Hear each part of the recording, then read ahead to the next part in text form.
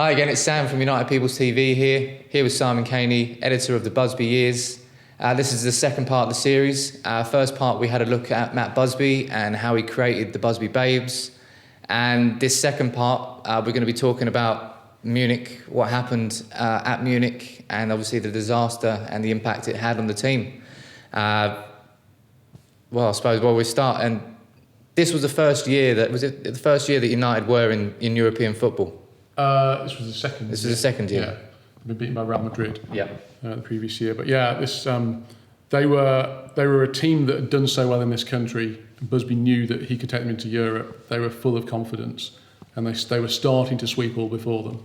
Real Madrid were the team that were winning everything on the continent, but United they felt that they could have them. And how many titles did Real Madrid win in a row at the start? They won the first 5. Dominant, weren't they? Yeah, they won the first 5. And they had a remarkable team led by Di Stefano and later on Puskas as well. Yeah. But I think, barring what happened at Munich, United could have been the team to take them on. And obviously, United's story in Europe is, I wouldn't say it's steeped in controversy, but the English FA weren't happy with Manchester United's decision to go into European football. Why do you think that was?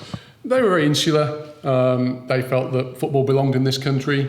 And that it was really a second-rate competition to be in Europe, whereas Busby could see what was going on. He could see players like Di Stefano who were playing a very different game to what was happening in this country, and he knew that was a better standard, and he wanted to go and explore it and improve the level of football, not just for Manchester United, but he knew that it would improve English football as well. I mean, it was a visionary, because football today, as we know the Champions League is the pinnacle of football now. It's the elite competition.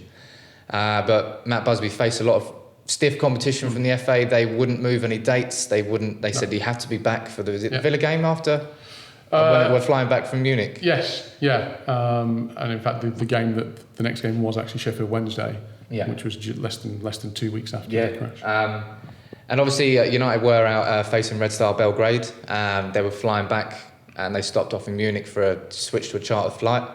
And that night there was quite icy conditions, a couple of failed takeoffs, and the pilot still felt confident to take off third time, and then we all know what happened.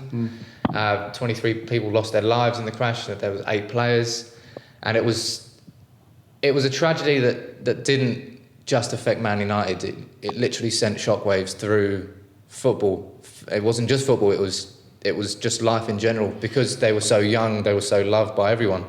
They were an incredibly popular team. And I mean, I guess you can imagine what would happen if the same thing happened today. A team is just wiped out like that overnight. And it really did stun the whole country. And as you say, a couple of failed takeoffs.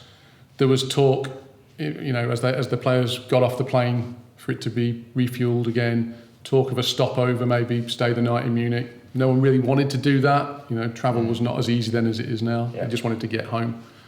I said they had a third attempt. And it's an event which, even today, even 4-year-old United fans who have got their generations above them, they know about the Munich Air Disaster. It's every single year it's commemorated. It's always one of the most poignant days for United fans, and it's not something that will ever be forgotten. The emotion's gone away for these generations because they haven't grown up with these players. They haven't seen.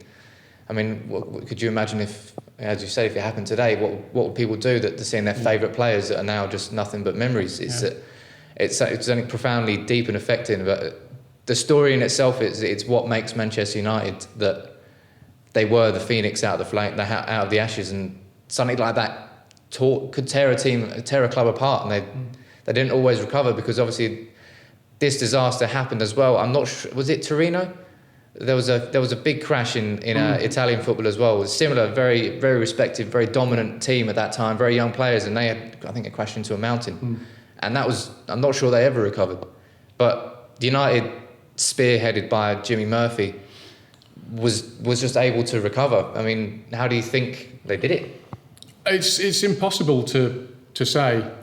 Busby famously said to Jimmy Murphy from his hospital bed, "Keep the flag flying, Jim, until I get back." And Busby was in a terrible state. The last rites were read to him twice.